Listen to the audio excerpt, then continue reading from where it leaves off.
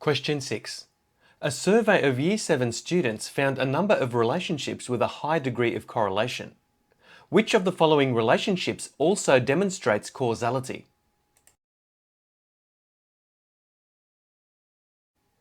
The first thing to understand is that correlation does not imply causality.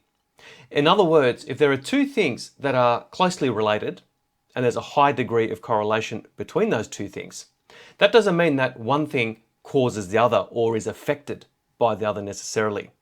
Let's have a look at the four options. We have students' height and the length of their arm span. This does not imply that the taller the student, that causes the length of their arm span to increase as well.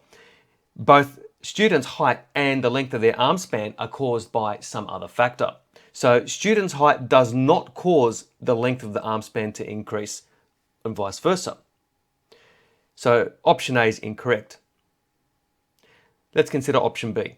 The size of students' left feet and the size of their right feet. Again, one does not cause the other, even though they are both highly correlated. So option B is incorrect. Let's have a look at option C. Students' test scores in mathematics and their test scores in music. Again, one does not cause the other, even though both can be highly correlated.